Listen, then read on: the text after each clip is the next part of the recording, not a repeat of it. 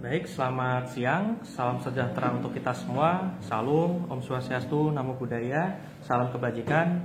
Pada kesempatan kali ini telah hadir di depan kita Dr. Benny Wulur, SH.M.H.Kes, selaku Managing Associate di Law Firm Dr. Benny Wulur, SH.M.H.Kes and Associate. Beliau adalah selaku advokat, pengacara, dan memiliki kompetensi keahlian hukum di bidang ahli hukum pasar modal dan pengurus dan kurator.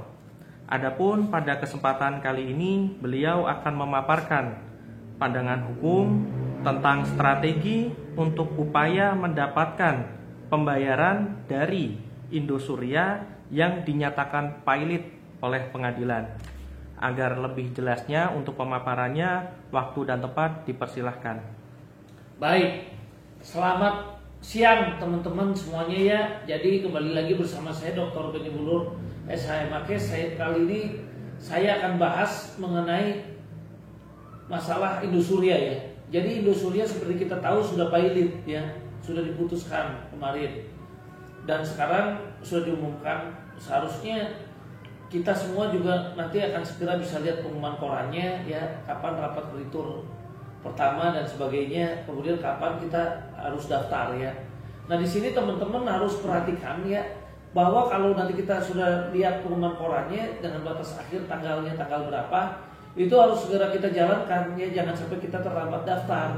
Karena apa? Nanti seorang kurator itu bisa, dia pasti akan mengutamakan yang daftar tidak telat untuk bayar ya, untuk kita dibayar. Nah kalau biasanya kalau kita telat daftar untuk mendaftarkan tagihan, itu bisa kita nanti bisa kebagian ya kalau habis aset-aset itu dengan yang udah daftar tepat waktu kan begitu.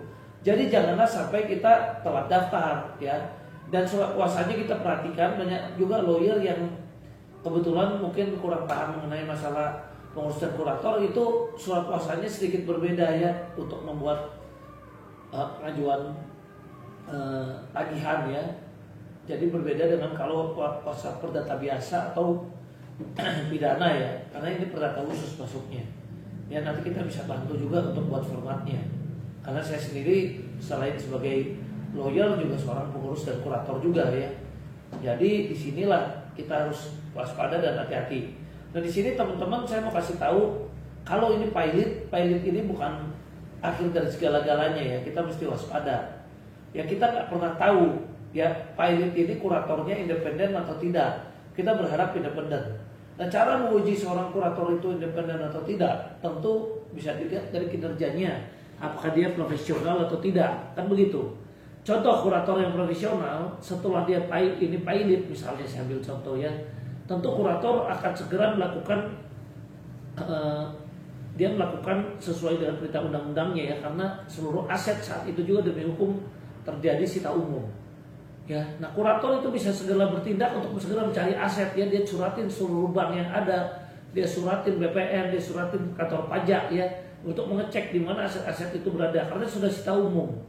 Ya, nah setelah itu langkah itu dilakukan, kurator juga bisa melakukan audit ya, aliran uang itu kemana.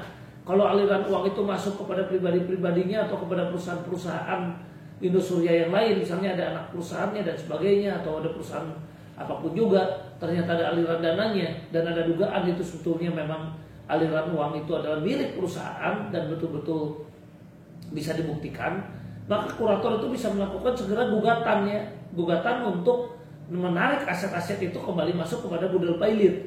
Jadi kalau ada yang bilang ya kalau asetnya cuma Indosuria aja, sekarang asetnya dicari-cari cuma ada 2T, bayar utang 500M, itu pun disita polisi. Nah terus kita dapat apa kan begitu. Nah kurator juga yang sekarang ada di kepolisian atau di kejaksaan ya, kebetulan jadi kurator ini juga bisa melakukan upaya hukum untuk melakukan gugatan untuk menarik supaya aset-aset yang ada di pidana itu kembali masuk ke budel pilot ya.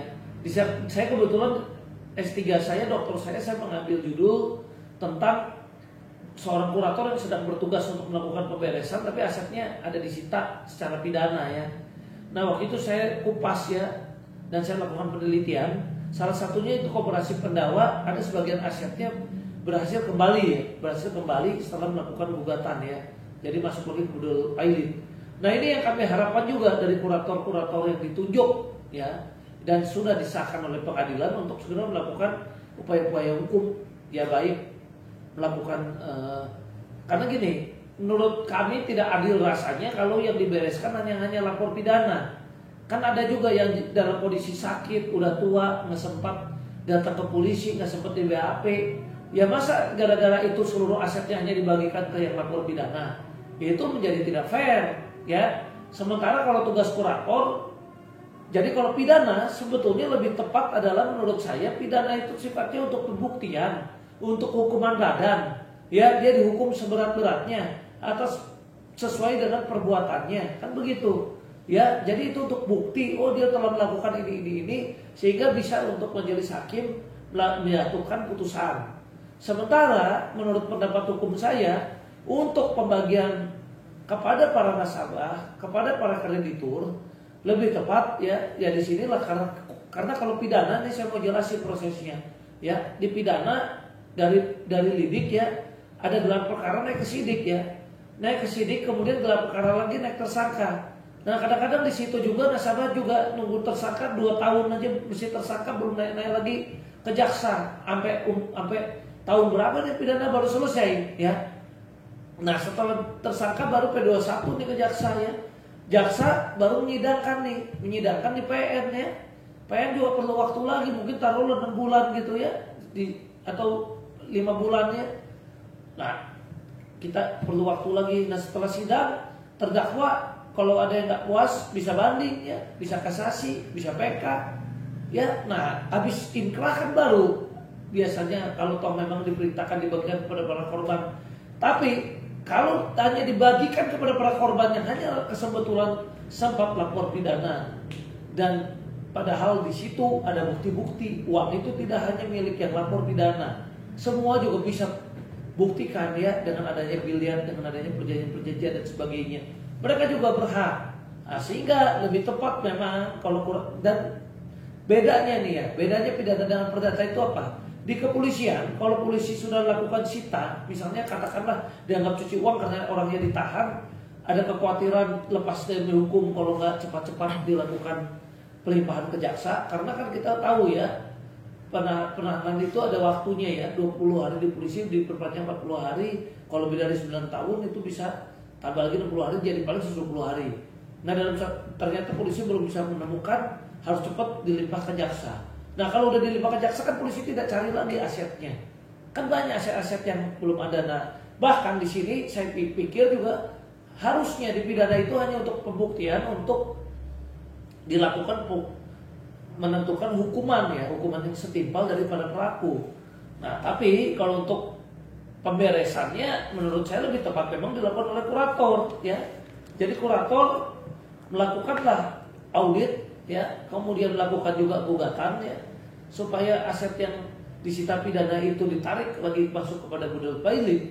Kemudian kita juga minta ditelusuri rekening-rekening itu, telusuri lagi aset-asetnya ke BPN, ke pajak dan ke yang lain-lain. Ada nggak di uang perusahaannya sebenarnya masuk, misalnya nih ada lagi perusahaan Indosuria yang lain ya, kita nggak tahu apakah ada di sini, kan ada diduga ya, bisa aja misalnya ya nanti harus lewat pembuktian audit, misalnya masuk ke Indosuria Finance atau masuk ke Indosuria yang mana lagi atau Indosuria ABC, itu memang perlu pembuktian lagi. Nah, kemudian dicek, wah ini sebenarnya punyanya Indosuria ya, kemudian lihat lagi loh, kok ada uang Indosuria tiba-tiba masuk ke rekening pribadi tersangka Indosuria, itu harus digugat ya, ditarik lagi masuk kepada budel. Jadi bukan artinya nanti yang dibagikan ke teman-teman itu ini aset Indosuria, setelah kita cek ya uangnya ini tinggal 2T misalnya, itu pun disita pidana, ini sisanya tinggal 100.000, ini yang dibagi-bagikan, bukan begitu ya. Kurator itu bisa ya menarik lagi aset-aset yang sebenarnya itu milik perusahaan dan dengan bukti-bukti yang cukup dia bisa melakukan upaya hukum, melakukan gugatan untuk menarik aset-aset yang seharusnya memang milik perusahaan kembali lagi masuk menjadi budel pilot. Nah itulah bukti kurator itu profesional ya. Nah kalau misalnya kita tidak yakin, kita juga udah kontrol kurator dan kita amati kinerjanya dengan baik dan apa kita kasih kesempatan dengan fair, ternyata kurator bekerja tidak maksimal, ya itu sebenarnya memang ada yang mengawasi juga. Kurator bisa dilapor juga ke Dewan Kehormatan untuk diperiksa secara etik. Kemudian bahkan kita juga bisa melakukan penggantian kurator berdasarkan pasal 71 ya, dengan bukti-bukti yang cukup. Nah itu bisa dilakukan bahkan misalnya dengan setengah ya, misalnya setengah dari kreditur konkuren ya, lebih dari setengah dari jumlah kreditur dan lebih dari setengah ya jumlah tagihan ya, itu bisa mengajukan untuk ganti. Jadi bukan artinya ini segala-galanya. Jadi marilah kita juga lihat sama-sama dan jangan lupa kita bersatu sama-sama, berbondong-bondong bersama-sama ya untuk segera melakukan pendaftaran untuk meminta hak kita untuk menagih ya. Dan carilah menurut saya juga orang atau lawyer ya yang memang berpengalaman betul-betul sudah pernah yang menangani kasus-kasus seperti ini ya. Kalau belum ada pengalaman kan juga jadi repot ya. Ya syukur-syukur juga yang sekalian memang punya sertifikat pendidikan pengurus dan kurator, karena dia berarti juga memahami kinerja kurator. Karena paling tidak dia juga selain pengalaman pernah jadi advokat dari sisi debitur, advokat dari sisi kreditur, klien, advokat dari sisi para kreditur. Ya kemudian juga dia tentunya pengalaman juga menjalankan tugas dan fungsi sebagai pengurus dan kurator. Nah itu tentu akan lebih afdol lagi ya. Nah caranya bagaimana? Ya caranya bisa Google ya nama si lawyer itu, bener nggak dia udah tanganin kasus-kasus seperti itu, bener nggak punya pengalaman udah pernah jadi pengurus atau kurator misalnya. Ini cuma saran aja ya, bukan keharusan ya, himbauan aja. Karena kalau seorang lawyer yang udah punya pengalaman dan ada sertifikasinya, ya sama seperti dokter ya, dokter spesialis mata, tentu kadang-kadang ya dia memang ada memahami mata sedikit, belajar kalau dokter umum, tapi pas kita perlu dokter spesialis mata tentu akan lebih expert yang spesialis mata. Walaupun memang ada juga ya segelintir orang yang dikaruniai Tuhan dengan kecerdasan yang luar biasa dan pengalaman, dari pengalamannya ternyata dia bisa bekerja melebihi daripada yang sekolah. Tapi ini kan paling tidak menjadi satu dasar dari kita sendiri juga supaya tidak salah, atau dalam artian dalam kita melakukan upaya hukum kita ya kita bisa lebih mendapatkan hasil maksimal. Bukan artinya lawyer-lawyer lain yang belum mengambil sertifikasi atau apa tidak mampu, bukan ya. Bisa saja dia juga mampu kalau rajin belajar contohnya dan memang sering menangani perkara itu. Tapi kalau kita sulit, kita nggak tahu ini lawyer ini pengalaman atau enggak, kita juga baru tahu, apalagi kena peristiwa hukum seperti ini ya. Salah satunya untuk membantu ya memang bisa search Google pengalaman-pengalamannya seperti apa, kemudian cek ya apakah dia sudah ada sertifikasinya atau enggak, seperti itu contohnya. Nah, jadi itulah menurut saya kiat-kiat dan strategi kita ya untuk melakukan pengawasan, dan tentu kita pun bisa kontrol ya dengan media juga ya, sama-sama juga, dan kita juga kompak pada saat rapat-rapat kreditur untuk mengontrol jalannya rapat ini ya. Jadi ini bukan sidang tapi rapat kreditur, artinya rapat itu yang berkepentingan saja ya, yang masuk ya kuasanya atau dari para kreditur itu. Nah jadi biasanya yang akan diutamakan untuk dibayar oleh kurator itu ada kreditur preferen, separatis, dan konkuren ya. Kalau kreditur preferen itu artinya yang diutamakan oleh karena perintah undang-undang. Contohnya pajak, upah buruh ya, nah itu preferen. Kalau separatis itu kalau bank kasih pinjam misalnya ke Indosuria ya, nah, kemudian nilai HT-nya itu adalah 500M ya. Nah ini saya ambil contoh nih 500M nilai HT. Nah kemudian karena bunga dan denda dia macet nggak bayar jadi 600M nih ya. Dan biasanya bunga dan denda itu berhenti sejak putusan pilot itu dibacakan, itu berarti sampai di situ bunga denda ya. Nah nanti biasanya kalau HT ini cuma 505M sementara utangnya bunga denda 600M, artinya 505M-nya separatis biasanya.